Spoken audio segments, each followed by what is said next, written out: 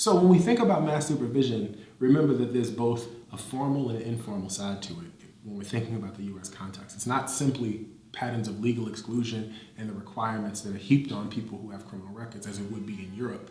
And this is largely because of their healthier, more robust, perhaps one would say, welfare state. In the US, we also have to think about the informal side of things. And so informally, the question is, what are the obligations of that one has when they have a criminal record? And what I found in my research is that people with criminal records are expected to act in ways that put the person that they're interacting with at ease. By that I mean, because they're formally excluded from the labor market, from basically the political economy, from the culture, from the social life of the city, they are rendered at once dependent on the goodwills of others. So they need help in securing housing, in landing a job. And when one who is in a position of the employer or the landlord or the girlfriend who's offering a place to stay, when one is in that position, because of liability law, there's a price to be paid if they hire or if they house a formerly incarcerated person. An employer can be sued, a landlord can be sued, a girlfriend or a boyfriend or partner can be evicted from their housing unit if they live in public housing, for example.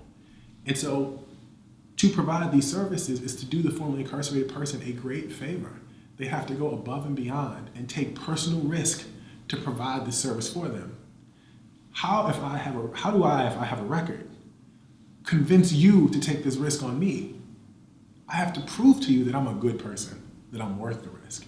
And the way that I do that is by convincing you that I've, one, taken responsibility for my actions. I can't avoid the action. I have a criminal record. This is where I suggest that it's not like stereotype threat, but that it's something different. Stereotype threat is when one from a racial or ethnic or gender or some other category of difference bears the burden of convincing the other that they don't embody the stereotype that the other thinks. So for example, black men, there's a stereotype that black men are criminal. And so I might convince you that I'm not criminal by doing good acts or by actively saying I'm not criminal. I might quote Whistle Vivaldi to borrow the title of Claude Steele's very important book.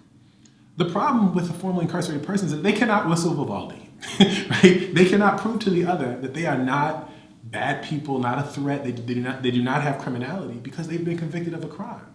And so they have to double down on the idea that they are indeed criminal. They have to say, I was bad, but look, now I'm good. And I'm going to show you how good I am by putting my body on the line to be a violence interrupter, by volunteering my time at a food pantry, by doing good works, by mentoring another formerly incarcerated person. These are all wonderful things, but the idea that any one group of people will be expected to engage in these kinds of activities to get help is a burden that is not well accounted for in the literature, and I think is a real crisis for how we think about things, and finally has actually transformed social interactions themselves.